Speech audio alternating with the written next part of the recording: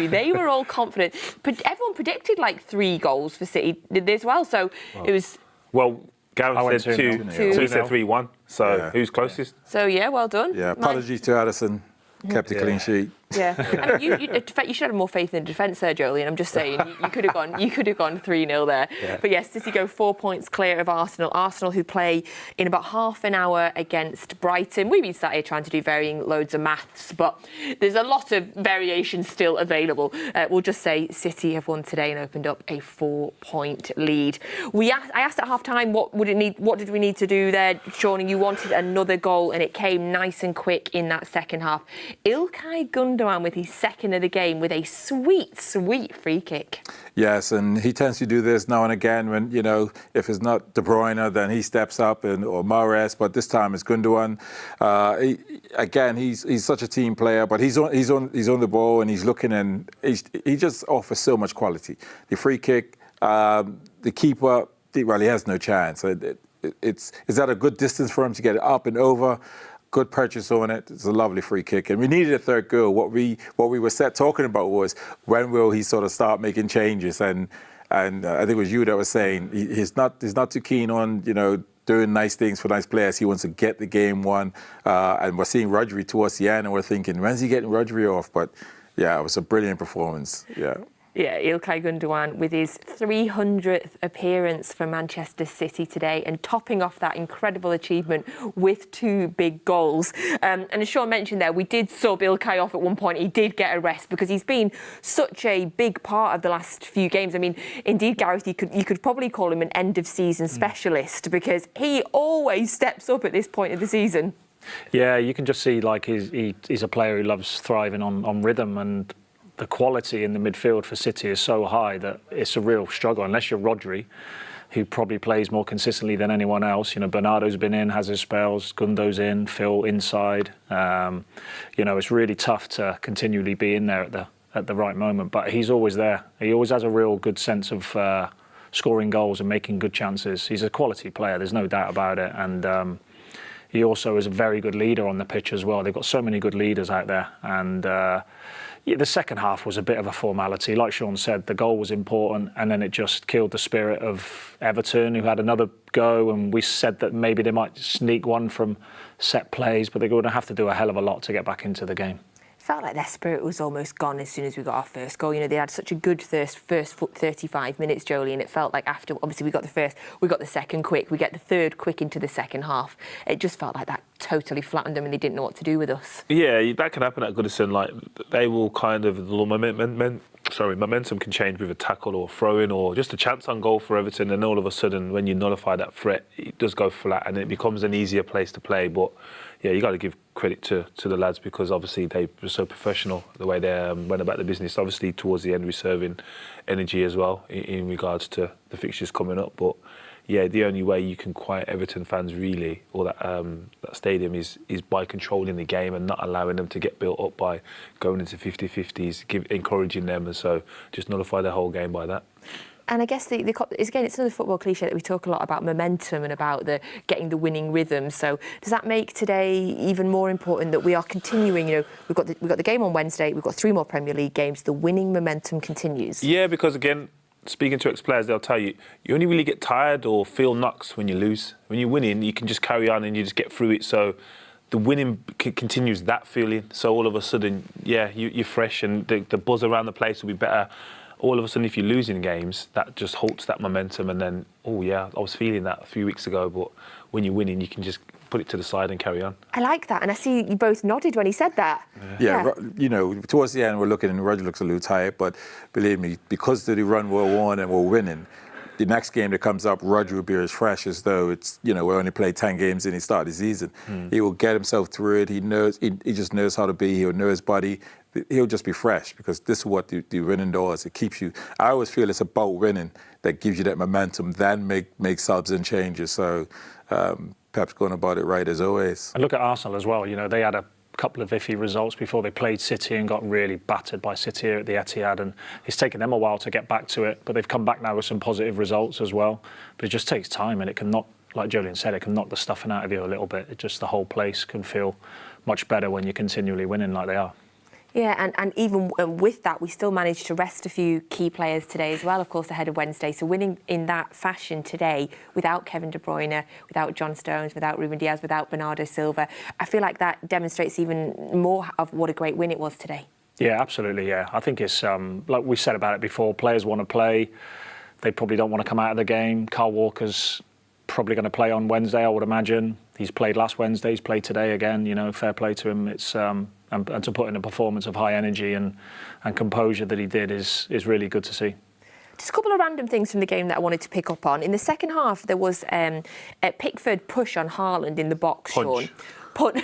Okay, you're calling it a punch. Okay. It didn't even get picked up as, talk about a penalty or whatever, but it didn't even get picked up as a foul. Yeah, I know. I know for certain the referees have decided to not interfere as much, so they're going to pretty much stick with the on-field decision. So they're not going to interfere. That I think they were getting more criticism from changing their decisions rather than just getting them wrong. Then changing them, I think it allows for more criticism and more debate. So yeah, that didn't surprise me that they didn't look at it, but it's definitely a foul considering what we've seen. Yeah. And he's given one to Gundo in the first half, a hand on the back of Ghana for like minimal contact. Yeah, that's just way more contact from the goalkeeper. You just don't understand that that's not a penalty. As strikers, it happens so much. Like you see goalkeepers or centre forwards stand in front of goalkeepers just to stop them from getting around to come and catch or punch. And the minute the player stands there and the goalkeeper, because they're leaning over, he gets a foul on the striker. And the striker's just sort of standing his ground. And I'm sitting there thinking, well, strikers get called for that. How is that been the situation? I think it's a foul, clear foul. Should have been a penalty. I think it was an easy decision. If it's the other way around and Haaland puts a hand on Pickford, that's going to be an instant foul, right? Yeah. I don't understand. I mean, I heard all exactly what you're saying, but for me, it's an easy decision. And how someone's not in his ear that isn't saying, just have a think about that or have a look at this.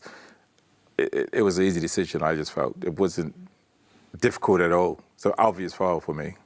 Thankfully, it didn't affect the game in any way. Yeah, I think the decision would have been different if the scoreline was closer. I think that is considered as well. Stage of the game. Fair? It's not, but stage of the game, grounds that you play at, personalities. I've played with personalities that get away with a lot more than others. So there's things that are factors into decision making by referees, 100%. Frustrating though, because we've won the league. Obviously, you know all about winning the league on goal difference. Yeah. So it's frustrating that, you know, it could have been a penalty, it could have been a goal, it could have been another record, it could have been a... Haaland, another goal. Yeah, of course. It's always frustrating, but listen, they say over time, they average themselves out, but in the moment, you're thinking, no, we want it to be 4-0, but as you said, thankfully, it didn't cost us. Now, something else that happened in the box in the first half that I want to ask you all about is pinching. We think there was pinching in the first half. So we saw Mina on Laporte, and then he went down in the first half. And Laporte was lifting his top up, indicating that there was something on his chest. Is pinching common in football? I say yes. Well, it was. It was, yeah. Probably less now. It still is, but... Yeah. The VAR. Yeah, we're all agreeing. It definitely happened. I mean, there's centre-halves that used to do it all the time. I'm thinking Martin Keown was a regular one. Martin Keown used to pinch you? Oh, he used to do everything. Scratch you. Yeah. Stand on your foot. You, do everything. Hit the balls up the other end of the field, by the way. Yeah, there wasn't that many cameras, so you could just break Achilles, fenders, strike. Poor Dickoff, consistently walking backwards onto my feet. Accidentally on purpose. That's a lack of awareness. So, them things happen, and you can get away with a lot more then. So, yeah, it was easier to execute. Did Paul Dickoff either pinch either of you when you played against him? Yeah, probably in training. Probably. In training? Yeah. On his Not teammates. even in a game. Yeah. Paul knows his dark arts. He knows it for sure. The dark arts, I love that. Okay, so we learned today that pinching does still happen in football, clearly, because it looked like Laporte was certainly signalling for that. So we look ahead. I mean, will we be looking to the Arsenal game now? Will you be interested in seeing what Arsenal do, Gareth? They kick off in about 25 minutes. Are you bothered, or is it just all about us now? I think it's a good game to watch if you enjoy watching two good teams. I like Arsenal, the way they play. I like Brighton and the build-up that they have as well. So I think from that perspective, it's good. But again, it's in our hands now, as it has been since we were really dominant against Arsenal, and that's the great thing. And got a good opportunity now in these next 3 games to potentially get it sewn up early. I think maybe 2 out of the 3 is enough. 3. So, yeah. I'm quite intrigued because I know as a player, and I'm in that position, I just want to know what the result is. I may look at it, I may not. But you being a bit closer to things, having only finished played a lot closer to now, would you be looking at this game? No, not really, because of you're in control, and those players are going to believe they're going to win their games. So when we kind of go back to the first title, when we beat United and we knew it was in our hands, it was irrelevant what they did. So we didn't look at it then. I think they may have looked at it before the Madrid games, because then changes may come. If it's a bigger gap, there may be more changes. So you're kind of addressing it then. But Madrid games next, there's no way. That's the only focus, basically. That's the arguably biggest. Might be on in the now. background on the coach, but yeah. But if that, you just because it's a football game, it would be on if it was anyone playing. But yeah, you may pay a little bit more attention. But overall, no. I'm more interested because we were trying to work out before, and if Arsenal lose today or on Saturday, we could win the league at home to Chelsea, and I think winning the league at home is always nicer. Yeah, win the league, yeah, but let's not get picky. You know what I mean? Let's just win the league anywhere. I know, I'm now selecting when I want to win the league. This is the new age of City fan. Even though you've been there for the longest time, it's the new City fan in you that. It's a very, you got me, Joleon. Yes, I can't say no more. I'm now picking when I want to win the league, thank you. Arsenal play later, of course. We have a 4-point lead after that 3-0 victory against Everton. So next up for City, we turn our attentions back to the Champions League as we take on Real Madrid in the second leg. Of course, it is a 1-1 draw after that game at the Bernabeu last week, and that is, of course, on Wednesday night. Now, Real Madrid, unlike us, are not challenging for the title in Spain. Barcelona could win the league tonight if they win their game that kicks off at 8 o'clock tonight. So at the weekend, that gave Real Madrid the advantage of being able to rest 8 players. They made 8 changes from the team that played us. They gave a rare start to Eden Hazard. Cruz, Vinicius and Modric came on as subs. It did take them to the 70th minute to get the breakthrough. They were playing Getafe, who were in the relegation zone, but they got it and they won. The fact that they've been able to rest or make 8 changes, how important is that for them, Shaun? I think it's hugely important. Their squad's an experienced squad, so they don't really need to be doing minutes. They all understand how to get through games, how to arrive at big games and be fresh and ready. So I think most managers, if you're having a squad that have the age that they have, you're trying to rest them so that they arrive at that game at the optimum. Is it an advantage or...? I think it's an advantage for Madrid. I don't think I would look at it too much for City. I think this team shows its very best when it goes and plays every few days.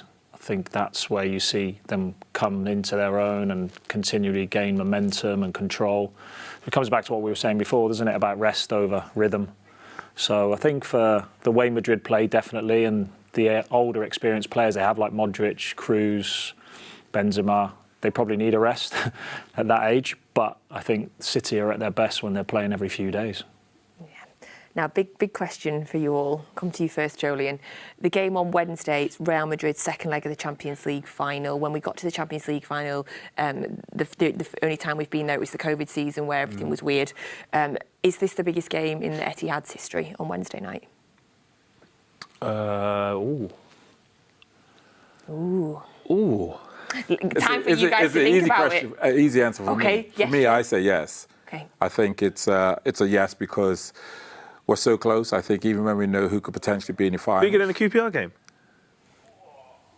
I'm asking the question. Bigger than the QPR game? Well, I wasn't going back that far, you know. You said history. history. Oh, sorry, history. Should we go back to 99? How far are we going back? Yeah, how far are we going back? History. We're getting them out. The history of this stadium. Is it this in QPR? Well, QPR UK, it can't be bigger. Not because I was involved in that game, but you lose QPR, you don't win the league. Like, they could beat Real Madrid 6-0 and still lose the final. So that the game is irrelevant then. You know what I mean? In terms of the actual game and what's at stake for this game, if this was the final, yeah, it's the biggest, but... It's the next big one, isn't it, really? It's the next big one.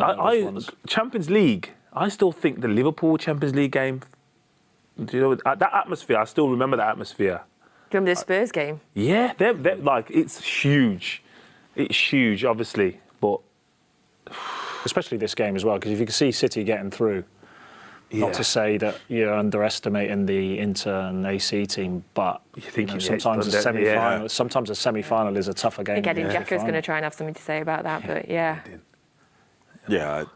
I would agree. I think because it's Real Madrid and because we know who potentially could be in the finals. This seems a huge game. I think it's and as Gareth says, it's you don't want to disrespect the two Milan teams, but I just feel that this is a huge game. But you're right when you talk about history. History, you can't. Yeah, I got to take it back to '99. Yeah, but was that in the Etihad? Sorry, no, but that's what I'm saying. I'm just talking in regards to. I think the question of is this the best pet team? I think because it's now. We're only seeing it now, like recent we remember what this feels like, and it's hard to remember like you're now picking when you want to win the league. You know what I mean? Yeah. If you just think about that, how mad that is to actually comprehend that and you can warrant that because it happens so often. Where if you think into the QPR game to this. You only can win one. Which one are you picking? This game or the QPR game? You pick the QPR game. QPR, it's the biggest game, then, isn't it? Yeah. But is the QPR game the biggest game because of what happened in the game, because of the way that the game went? If we'd have beat QPR an easy 3-0 that day... Still the biggest game. That's the outcome. The game at start, what's at stake. We can win both games 3-0. Which one are you picking? Only one, though. You can only pick one game. We're going to win 1-3-0. Either one. And what, we lose the other one? Yeah. Yeah, okay. Picking QPR. Picking QPR, yeah. It doesn't matter. I think you're throwing in last season's Villa game as well. That's some turnaround that at the death final game. Yeah, that's the half. You're thinking of the second half. So 100%. Absolutely. But any of them games, you're thinking, you like win. Like who was it last year? Was it Liverpool to win the league? No, it was United. Who did they beat Villa to beat Liverpool to win the league? Yeah, 100%. Liverpool. No one wants Liverpool to win the league. No one wants Liverpool to win the league, yeah. Okay, no, I take it. I'm going to say this is the second biggest, depending on the outcome of it as well, and obviously getting to the final. All the winning. circumstances. But having said that, I completely agree with you. I think if this club doesn't win the Premier League in that game, in that era, are we here now talking with everything we've got? Probably not. Maybe not. So in terms of the game, then are we going to win it? Yeah.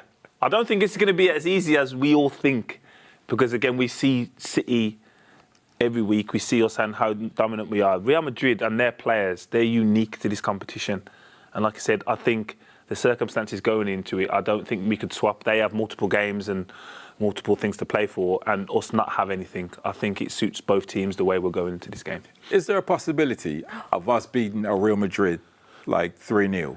Oh yeah, 100. Yeah, there is a possibility of that. Oh, but I asked it because I know if we get it right, we can do that.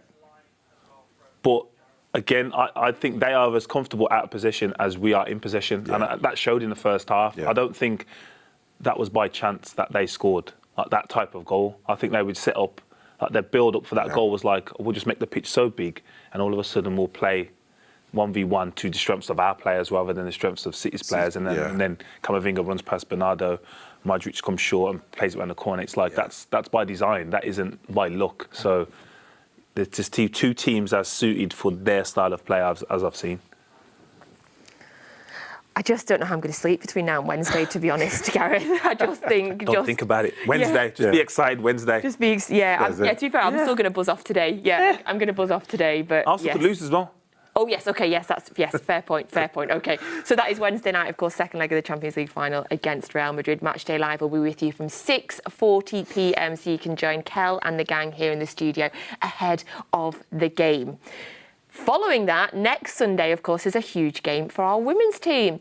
Gareth, the derby next Sunday. We must stop them. By the way, in case it's 84th minute in the FA Cup final and Chelsea are winning 1-0 as it stands. Obviously, Manchester United going for the league double. We must stop them. How are you feeling ahead of the derby next week? Yeah, excited. Looking forward to it. You know, United have had a good season. There's no doubt about that. They certainly stepped up, and talking about them being in an FA Cup final and challenging for the league as well. I still feel it's Chelsea's title because they've got the games in hand to be able to overcome everyone. But we're looking forward to the game, concentrating on it. 2 games left in the season, back home against Everton on the final day. So, but not looking past United.